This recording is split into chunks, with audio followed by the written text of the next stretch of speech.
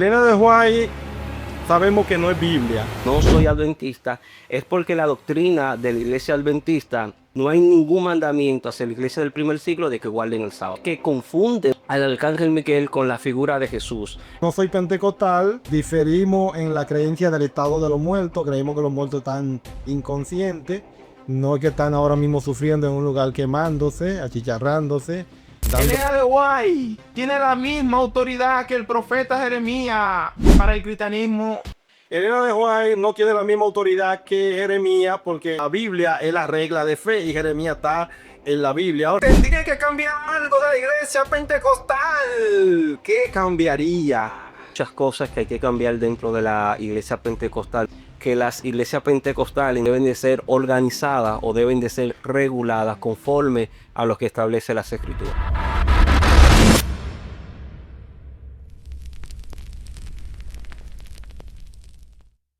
Hola, ¿qué tal, amigos? Bienvenidos a su programa Dinámica Podcast. Y para hoy tenemos un encuentro entre un maestro de la iglesia pentecostal y un evangelista de la iglesia adventista, donde ambos van a exponer por qué uno no es adventista y el otro por qué no es pentecostal.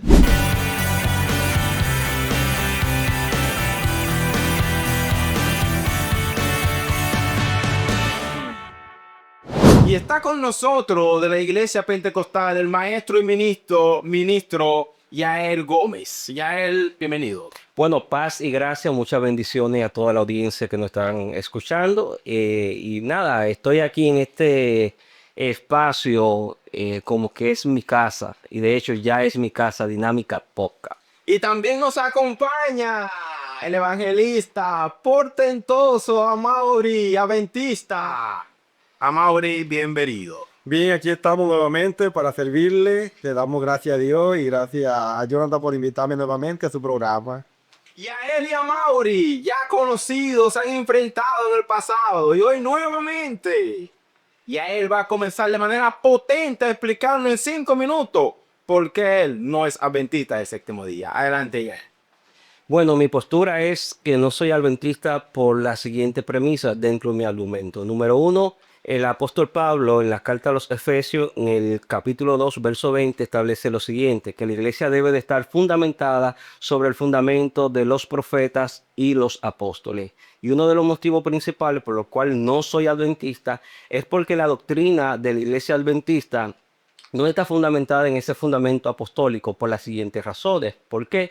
Porque dentro de las doctrinas principales o unas de ellas está el guardar el sábado, del cual los apóstoles de forma explícita y clara no hay ningún mandamiento hacia la iglesia del primer siglo de que guarden el sábado. Número dos, tiene que ver con otro punto doctrinal y es que confunden al arcángel Miguel con la figura de Jesús, lo cual es totalmente antibíblico, ya que el arcángel Miguel está en el orden de lo creado en cuanto a lo celestial o angelical y por consiguiente es una criatura, no una divinidad. Número tres es por el otro principio y tiene que ver con la autoridad que ellos le dan a la profetisa Elena de White, que algunos pueden conocer la historia de esta con relación a sus profecías que son totalmente extrabíblica. Otro punto sumamente importante es el juicio investigador que en el año 1844 se realiza y según este juicio, llamado el juicio investigador, valga la redundancia, dice que Cristo entró en el lugar santísimo, cosas que la Biblia no indica, es totalmente una inferencia, es totalmente ajeno a lo que las escrituras enseñan y este juicio, según la postura de los adventistas, él comenzó a revisar todos los registros de los creyentes para determinar quién es digno de salvación. Y este ocurre antes de la segunda venida. Otro punto bien importante es que el William Miller, que es el fundador de los adventistas, profetizó que Cristo regresaría el 22 de octubre del 1844 y como esto no se efectuó, no fue cierto, no se cumplió la profecía, entonces la gente comenzó a vender las propiedades y como Cristo no vino, terminó destruyendo el movimiento. Entonces podemos ver que hay muchos puntos que no tienen que ver nada con el fundamento apostólico que establece la Biblia, lo cual fue mi premisa dentro de este argumento de que la iglesia debe estar fundamentada en el fundamento apostólico. Por consiguiente, como no es escritural, no puedo ser adventista. Otro punto también importante es que ellos confunden a Israel con la iglesia, cuando Israel es una entidad étnica que está bajo pacto, bajo promesa en el Antiguo Testamento, y la iglesia es otra entidad. Y esto lo podemos ver porque en Primera de Corintios capítulo 10 versículo 32 el apóstol Pablo lo establece cuando dice que no debemos de ser tropiezo a los gentiles, a los judíos y a la iglesia del Señor. Y como podemos ver en estas tres entidades hay una coma la cual separa y hace una distinción, una taxonomía de estas entidades. Por consiguiente, no puedo creer en la denominación adventista porque es totalmente antibíblica, a tal punto que puedo decir que hay herejía las cuales fundamentan, ¿no verdad?, a la zapata de su movimiento.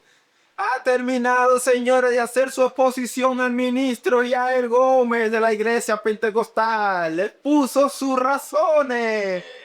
La colocó allí una detrás de la otra y se agarró de ella, argumentando por qué nunca será adventista del séptimo día. Ahora el ministro Amaury va a explicar sus razones por las cuales él nunca va a pertenecer a la Iglesia Pentecostal. Adelante, Amaury.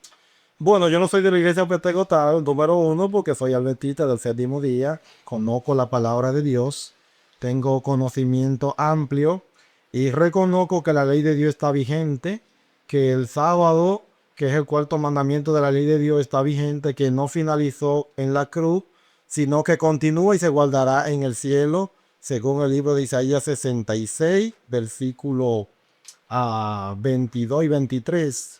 También no soy pentecostal porque diferimos en la creencia del estado de los muertos. Creemos que los muertos están inconscientes, no es que están ahora mismo sufriendo en un lugar quemándose, achicharrándose, dando gritos y todavía no han sido juzgados. Tampoco no soy pentecostal porque los pentecostales no están organizados, o sea, cualquiera pone una iglesia de fulano de tal y el pastor dueño de esa iglesia es batuta y constitución. Lo que él diga, eso se hace. Le falta organización y el pueblo de Dios debe ser ordenado y organizado. No soy pentecostal por muchas razones más, especialmente porque en la iglesia pentecostal no conocen bien la diferencia, confunden el don de lengua. Hay mucho desorden en esa cosa también. Y por otras razones más. Eso es todo. Ha terminado, señores, el ministro Amaury de hacer su exposición en 5 minutos. Colocó sus puntos, argumentando por el cual él nunca va a ser pentecostal. Señaló que un individuo X pone una iglesia Y y él es dueño, baptista y constitución de esa iglesia. Esto ha sido, señora, la exposición en 5 minutos. Ahora viene la parte más importante de este programa. La pregunta cruzada. El ministro Yael de la Iglesia Pentecostal va a lanzar 3 preguntas. Lanzará una primero y Amaury va a responder en el orden adecuado. Adelante, Yael. Perfecto. Distinguido, con relación al juicio investigador del año 1844, ¿qué asidero bíblico tiene ese evento que ustedes los adventistas creen? Ya que se cree que Jesús entró en el lugar santísimo en esa fecha. ¿Cuáles argumentos usted tiene bíblicos que puedan sostener ese hecho? La profecía de Daniel, capítulo 8, ahí Daniel vio una visión.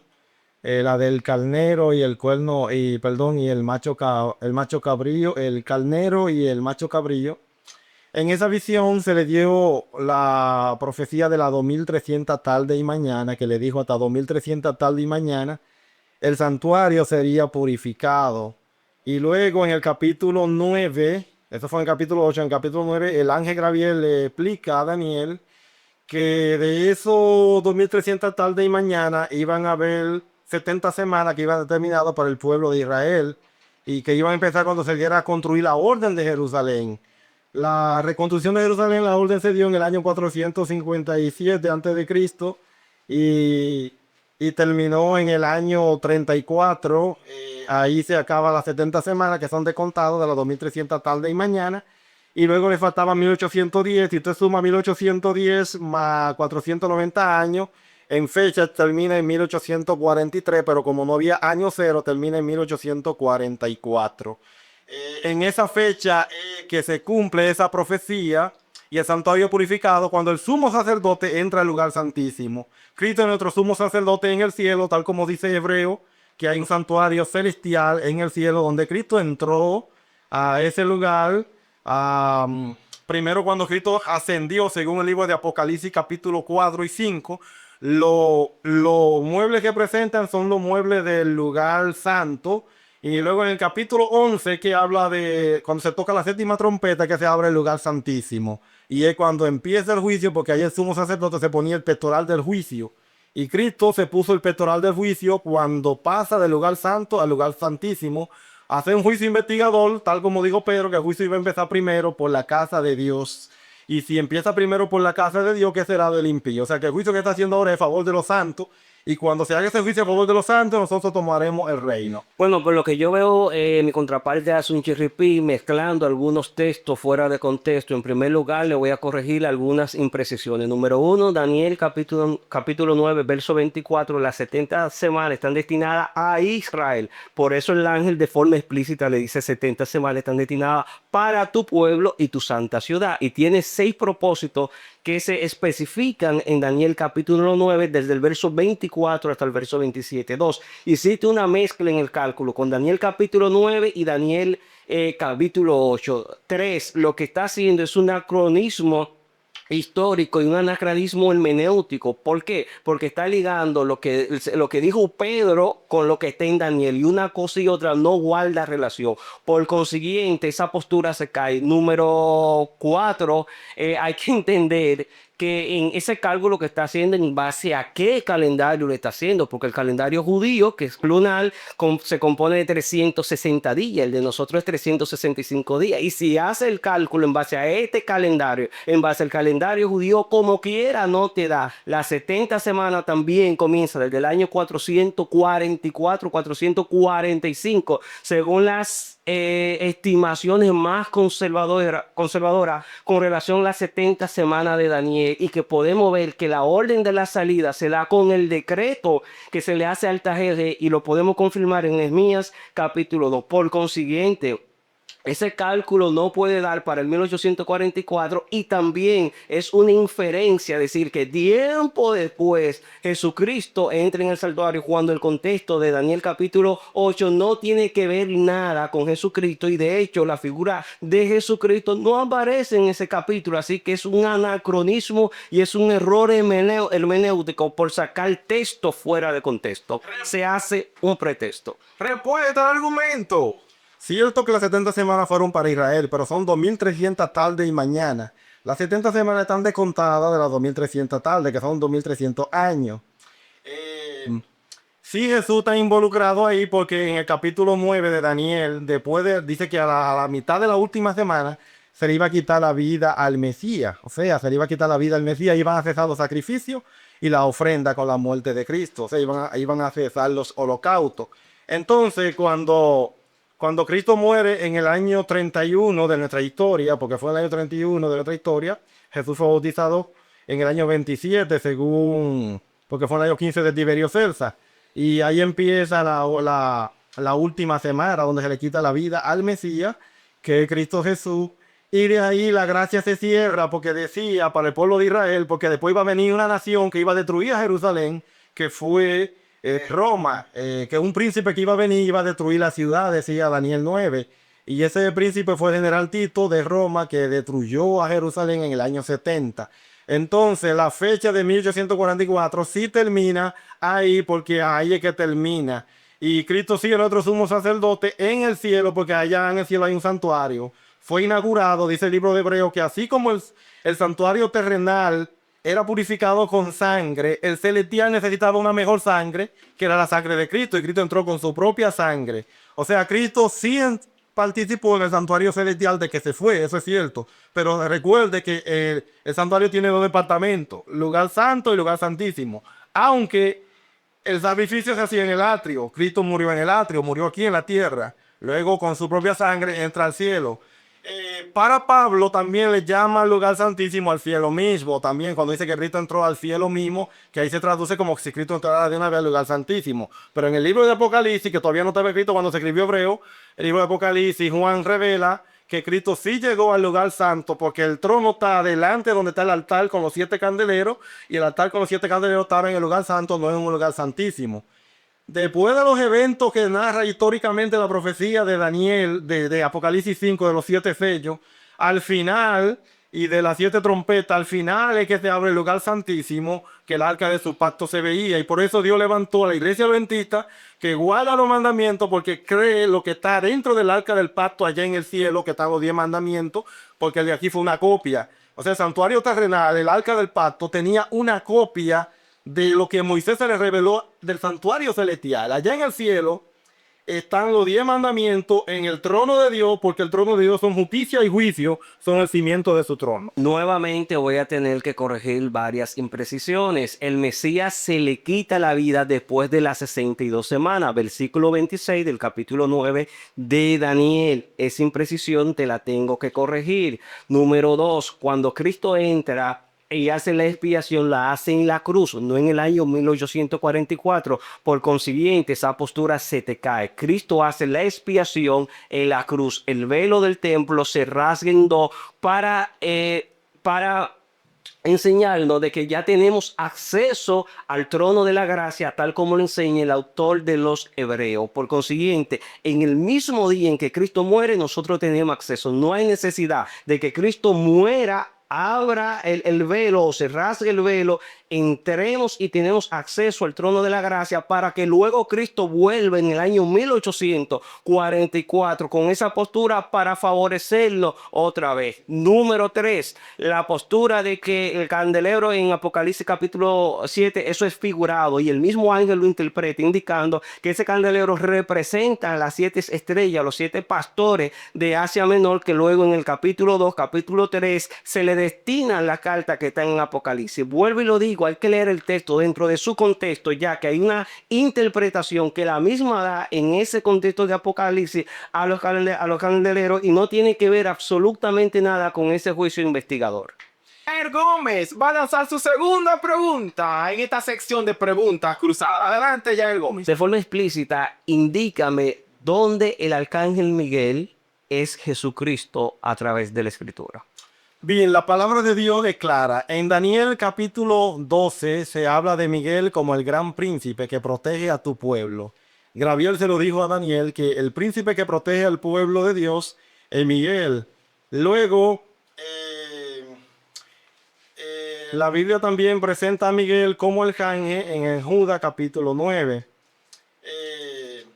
También la Biblia presenta a Miguel como uno de los principales príncipes en el capítulo 10. Cuando habla de uno de los principales príncipes, porque hay 2 príncipes. Jesucristo, que es el príncipe de paz, y Satanás, que es el príncipe de la tiniebla, el príncipe de la luz. El príncipe de la luz de Cristo, y Satanás, el príncipe de la tiniebla, que ciega el entendimiento. Ahora, en el libro de Josué, capítulo 5, Josué vio a un varón que tenía una espada desnuda y le preguntó, ¿eres de los nuestros o de nuestros enemigos? Dijo, no, yo soy el comandante del ejército celestial. Y en otra versión dice, yo soy el príncipe del ejército celestial.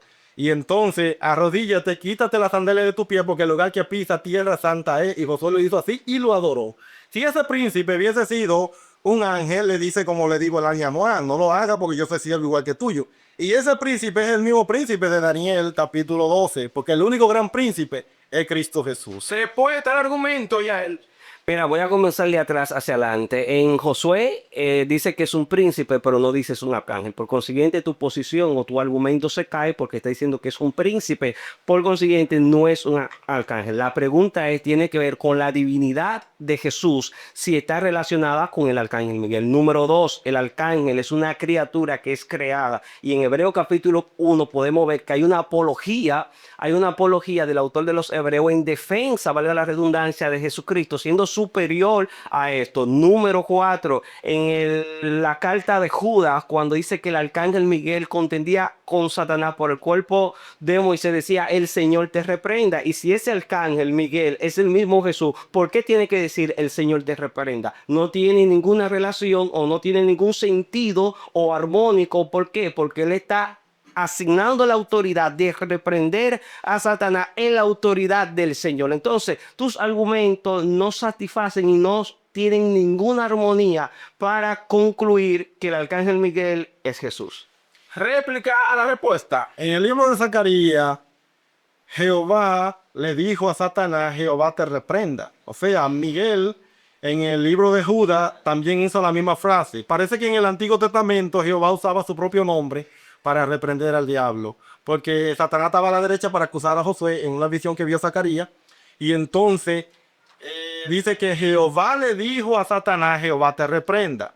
O sea, que eso indica que él siempre usó su nombre para reprender, y la Biblia no, en ángeles, la Biblia la más habla que hay ángeles, querubines y serafines. La palabra arcángel aparece solamente para un solo personaje y es para Miguel.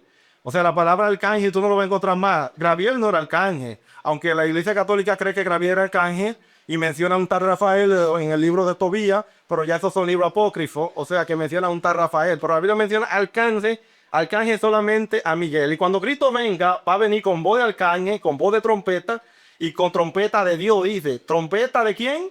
De Dios, pero Él es Dios. ¿Por qué la trompeta de Dios? Si Él es Dios. Pero voz de arcángel, porque Él mismo es el arcángel, no hay más. Y ese es un hombre militar de Cristo Jesús cuando Él actúa como comandante para resucitar, porque Él con justicia justa y pelea. Ha terminado, señores, la segunda pregunta. Ahora ya van a hacer su tercera y última pregunta en esta sección de preguntas cruzadas. ¿Por qué? Mi tercera pregunta es la siguiente. ¿Por qué los textos de Elena de White, sus escritos, se toman como autoridad, como referente a la hora de establecer los fundamentos de una iglesia? La iglesia adventista no tiene su doctrina basada en los libros de Elena de White, lo tiene basada totalmente en la Biblia, todo en la Biblia. Elena de White, los escritos de Elena de White, solamente lo que arrojan es un poquito más de luz y de conocimiento, pero todo es bíblico. El sábado no es de Elena de White porque es bíblico. Incluso Elena de White rechazaba el sábado cuando José Bates le presentó la verdad del sábado. Ella dijo a su esposo Jaime White, le dijo, este hombre es muy fanático con ese día de sábado. Pero cuando ella comenzó a estudiar la Biblia más a fondo, reconoció que verdaderamente el sábado estaba vigente, que era el séptimo día, y Dios sí le dio una visión de que ella vio los 10 mandamientos en el lugar santísimo y que la luz en el sábado brillaba más, ese mandamiento que todavía estaba vigente. Pero no es que nuestra doctrina está basada en lo que dice Elena White. Todo es bíblico, el bautismo, el sábado, los dones espirituales, todo lo que creemos está basado en la palabra de Dios. Respuesta al argumento. Ellos dicen que todo es bíblico, pero sin embargo, incluso ellos tienen revistas, ellos tienen materiales que tienen que ver con la profecía de Elena de White. Si todo tiene que concernir con la Biblia, entonces ¿por qué hacen referencia a estos materiales didácticos dentro de su organización? Número 2, dijiste que Elena de White tuvo una visión. El apóstol Pablo en Gálatas capítulo 1, verso 8, haciendo una apología al evangelio, él dice que si un ángel o nosotros, haciendo referencia a los apóstoles como autoridad apostólica que puede poner un fundamento, dice, si nosotros o algún ángel viene con un evangelio diferente, sea anatema. ¿Por qué razón hay que tomar como buena y válida las visiones que tiene Elena de White cuando no tiene ningún asidero bíblico? Respuesta al argumento. Porque no contradice la Biblia. Ninguna visión de Elena de White contradice lo que está escrito en la palabra de Dios. Yo te pongo a ti que busque y no va a encontrar ninguna visión de Elena de White que diga, no, la Biblia dice esto. Y si tú estás ciego porque no conoces bien la Biblia. Respuesta al argumento. Entonces, si Elena de White está fuera de la Biblia, ¿cuál sentido hay de utilizar a Elena de White, no verdad, y hacer referencia a sus escritos? ¿Para qué? Para enseñar las escrituras. No, sin embargo, nosotros, los evangélicos pentecostales, no necesitamos nada. Y si se estudia la reforma, nosotros tenemos el principio de sola escritura. Entonces, ese fundamento de decir, Elena de White no la utilizamos, pero a la vez la utilizamos, no creemos en ella, no creen en esto, pero sí creemos en esto. Entonces, ¿qué papel juega Elena de White en su denominación? Ya que usted mismo se contradice, se dice y se contradice cuando usted dice que ella no cree en el sábado, pero que también tiene una visión y esta visión es aceptada. Entonces, ella misma contradice los mismos fundamentos de la organización a la que usted pertenece. Ahora el adventista Mauri está listo para lanzar sus 3 preguntas, una detrás de la otra. Adelante, Mauri.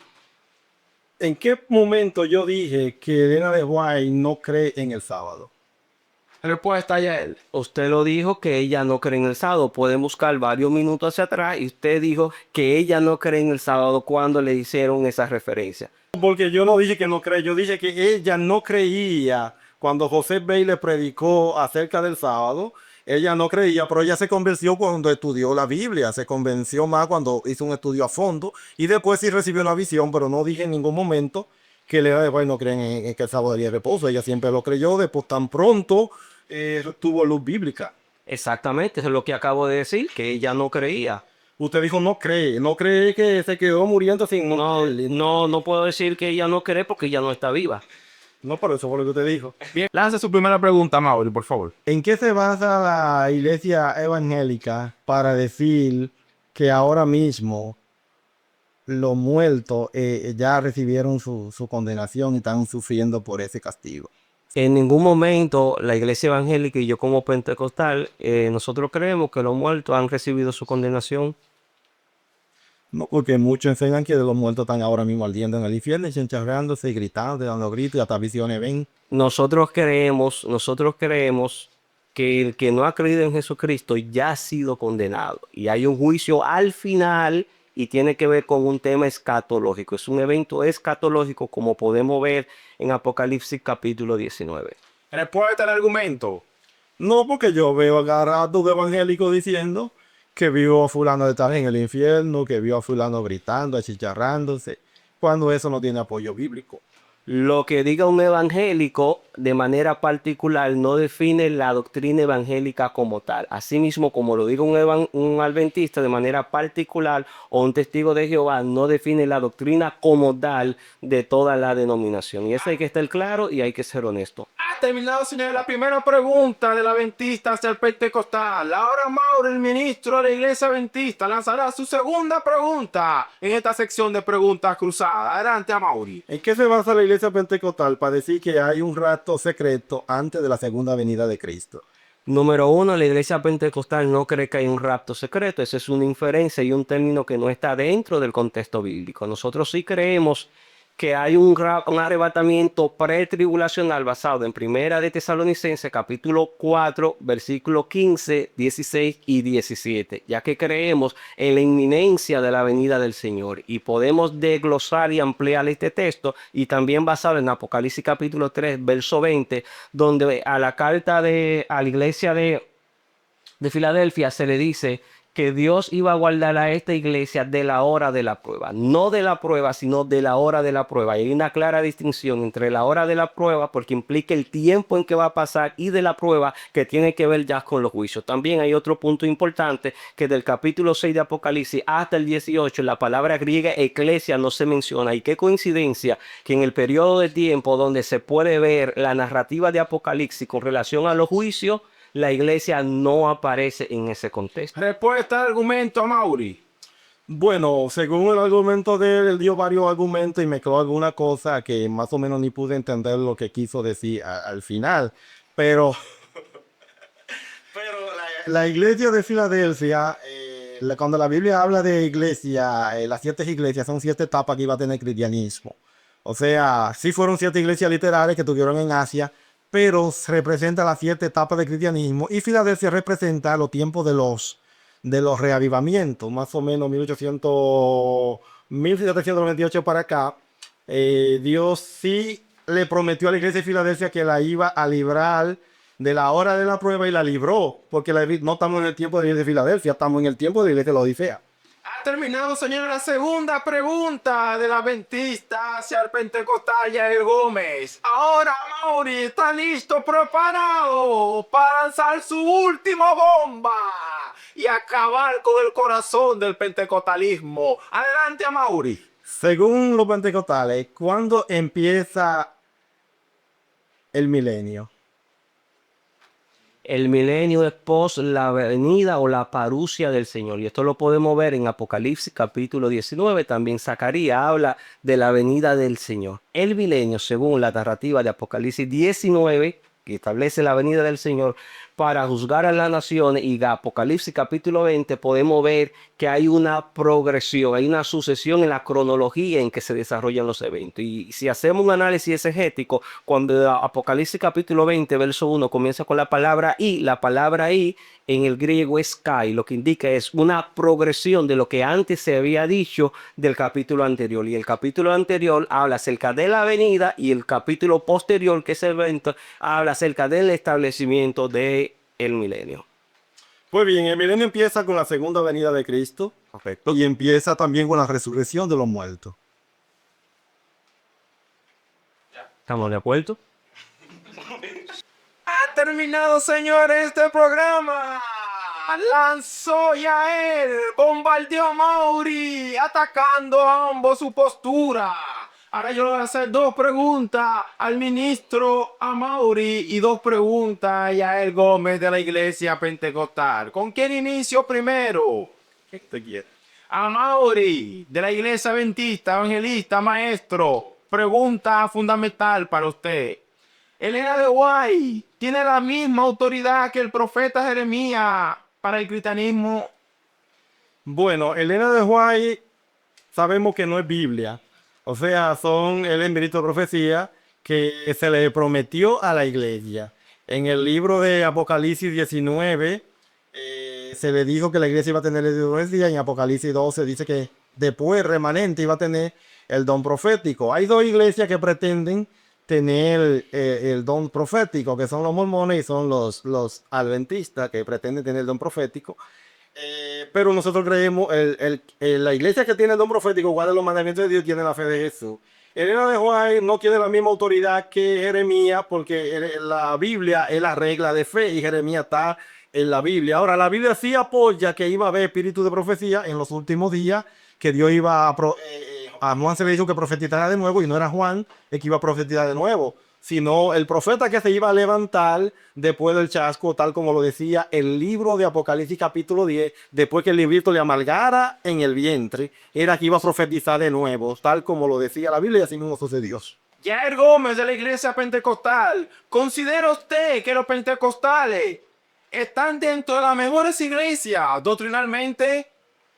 Bueno, conforme a las escrituras, no podemos decir que hay una mejor iglesia que otra. Lo que la escritura enseña, para ser honesto con la misma, es que hay una iglesia de Cristo, y la iglesia no está en competencia con otras denominaciones o con otros movimientos. Lo que sí puedo decir que la iglesia es el cuerpo de Cristo. A Mauri, ministro de la Iglesia Adventista, ¿considera usted que ustedes, por tener una profeta, son mejores que los demás creyentes del cristianismo? No, somos iguales todos. Nadie es mejor que nadie, ni tampoco la verdad es un patrimonio de ninguna religión ni de nadie, sino que la verdad solamente es Jesucristo y Él tiene la última palabra. Y también Él mismo dijo que su palabra es la verdad. Si usted quiere conocer la verdad, estudie la Biblia. Yael Gómez, si tendría que cambiar algo de la Iglesia Pentecostal, ¿qué cambiaría? Hay que ser sincero y hay que ser honesto. Hay muchas cosas que hay que cambiar dentro de la iglesia pentecostal. Número 1, tenemos que fomentar la formación y el estudio a la palabra de Dios. Número 2, es el desorden. Número 3, tiene que ver con el uso desmedido que se le da a la plataforma para predicar de una forma que no es la adecuada y que no guarda armonía con las escrituras. Y número 5, hay que entender también que las iglesias pentecostales en cierta medida deben de ser organizadas o deben de ser reguladas conforme a lo que establece las escrituras. Ha terminado, señores, este programa. Bombardeó a Mauri, bombardeó también Yael Gómez, reconocido como un torbellino, haciendo sus preguntas y argumentos. Si te ha gustado, comparte, suscríbete y deja allí tu like. Esto es Dinámica Podcast. Hasta la próxima.